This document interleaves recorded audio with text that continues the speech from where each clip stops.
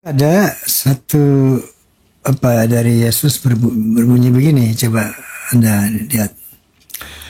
Akan datang setelah kepergianku seorang yang akan memuliakan namaku, menyempurnakan ajaranku. Dialah batu penjuru, maka dengarlah akan dia. Itu ada kan? Ya, ini yang saya bacakan dalam bahasa aslinya. Itu Yohanes, kitabnya namanya Yohanan. Di Indonesia disebut Yohanes, pasal 16 ayat 7, lalu ke ayat 12, 13, 14. Itu yang Tuan Guru.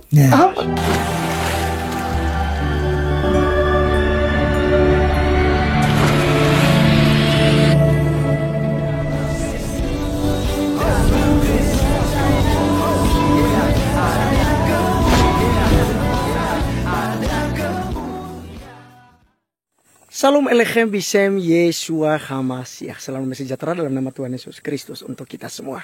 Teman-teman sekalian, kali ini kita akan dengarkan satu saya rasa bahwa ini juga merupakan sebuah penghinaan ya terhadap agama Kristen ya, ketika mereka membahas Alkitab ya.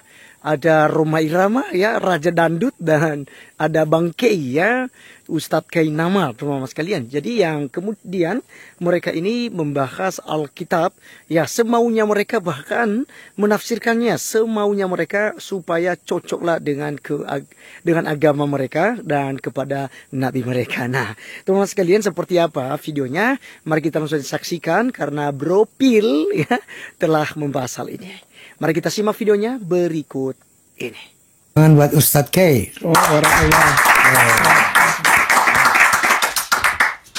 Seperti biasa, setiap kali Bang K buka mulut, ada saja bau yang menyengat. Sebelum kita tanggapi, kita saksikan videonya berikut.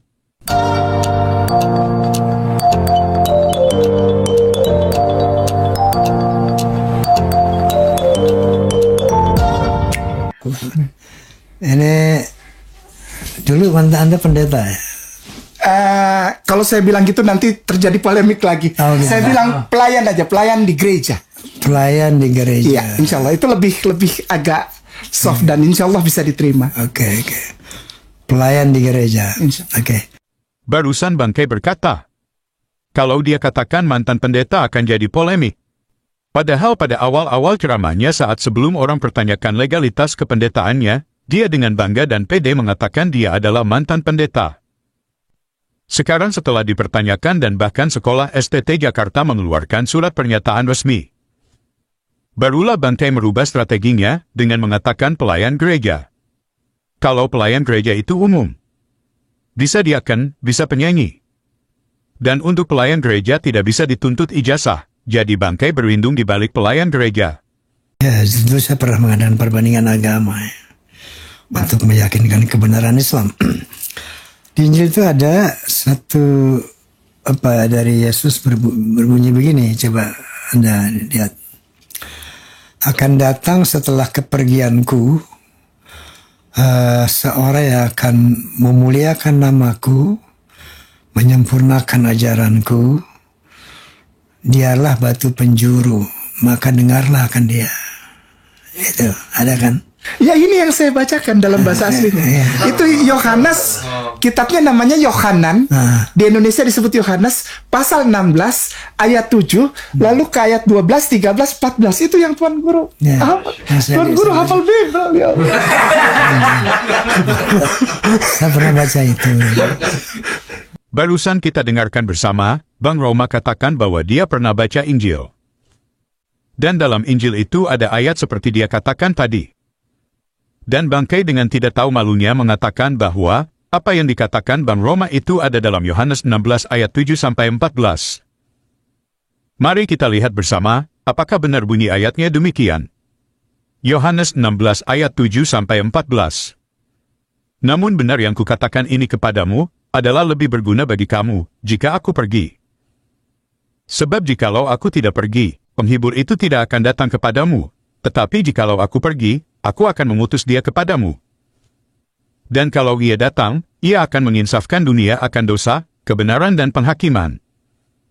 Akan dosa, karena mereka tetap tidak percaya kepadaku.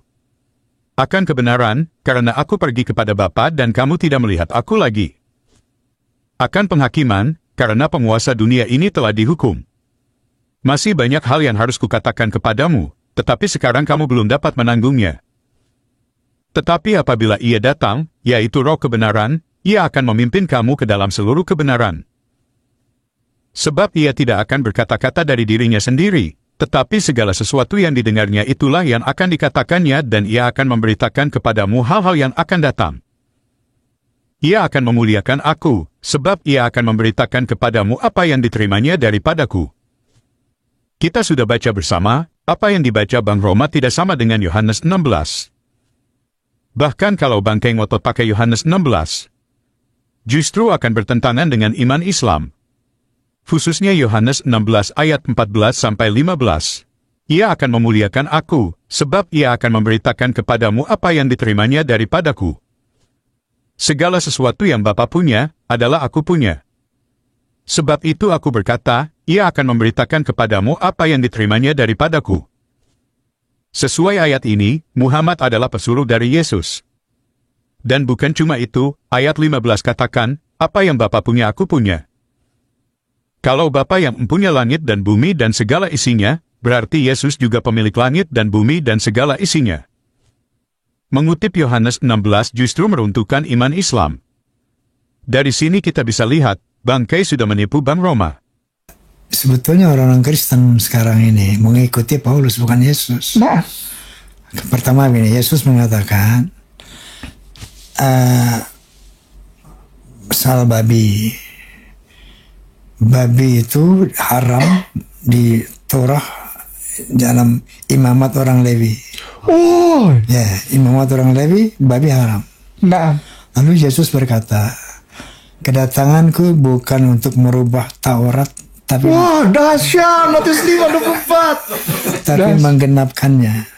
Ya kan? Masya Allah. Ya. Anak izin pulang dulu. Ya. Pak Haji, enggak, soalnya ntar ada ditunggu. Don. Anak Don ini, Don. Anak Priuk Don. Satu itu. Barusan Bang Roma bicara soal makanan dalam imamat, dan mengutip perkataan Yesus yang mengatakan bahwa aku datang bukan untuk meniadakan Taurat tapi menggenapinya.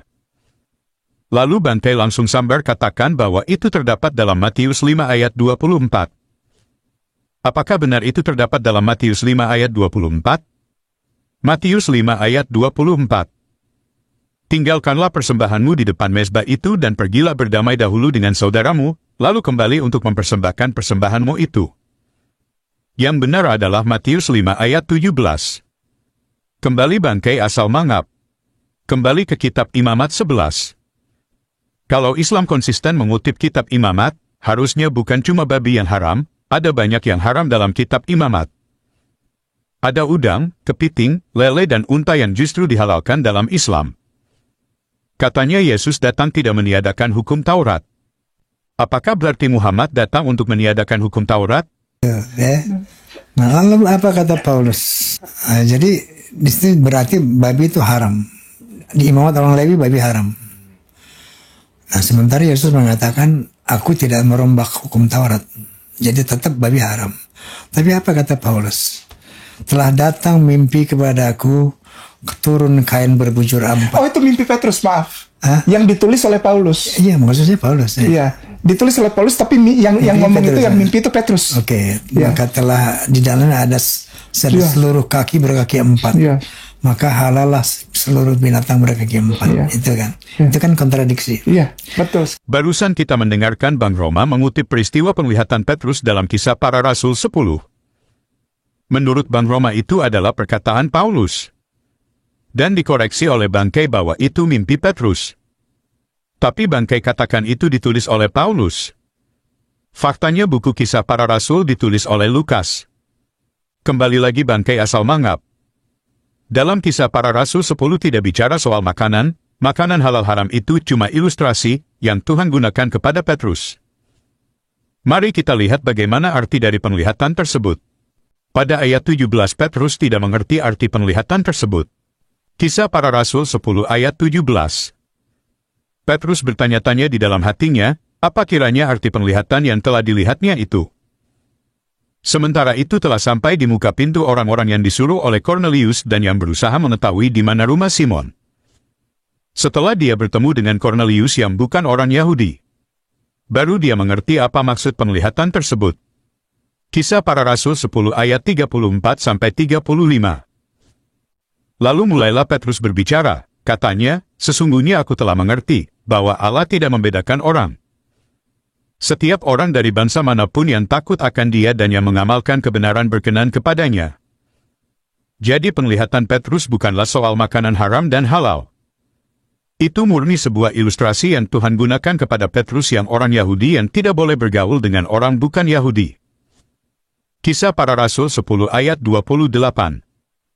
Ia berkata kepada mereka, "Kamu tahu betapa kerasnya larangan bagi seorang Yahudi untuk bergaul dengan orang-orang yang bukan Yahudi atau masuk ke rumah mereka. Tetapi Allah telah menunjukkan kepadaku bahwa aku tidak boleh menyebut orang najis atau tidak tahir." Oke teman-teman, demikian tanggapan kita terhadap pernyataan Bang Roma dan Bang Kay. Oke, teman-teman sekalian, itulah yang kita sudah saksikan bersama ya. Jadi teman-teman, ini mereka bisa membahas agama Kristen. Tapi orang Kristen tidak boleh bahas agama mereka dalam bentuk apapun. Seperti yang dilakukan oleh Pendeta Gilbert ini sebenarnya tidak ada niat sama sekali untuk menghina. Hanya membandingkan antara zakat ya dengan juga kewajiban daripada umat Kristen, yaitu memberikan 1/10 kepada Tuhan. Nah, lalu mereka menganggap hal ini ya sebagai penistaan. Bahkan laporan polisi pun sudah dibuat karena mereka merasa dinista ya gitu ya. Agamanya ya mudah sekali ternistakan teman-teman sekalian ya.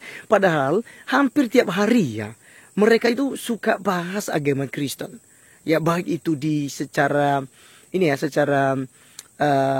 tertutup maupun secara terbuka, mereka lakukan demikian teman-teman sekalian.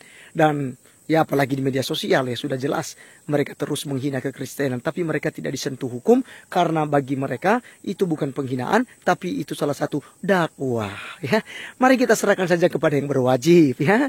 Seperti apa negara ini untuk menegakkan yang namanya keadilan. Baik teman-teman sekalian, semoga kita tetap kuat dan kokoh dalam Injil, sebab Injillah yang menyelamatkan kita. Pribadi Yesus Kristuslah yang membawa Anda menuju surga kelak. Saya Arif Gulu undur diri, sampai ketemu di video berikutnya. Tuhan Yesus memberkati. Salam.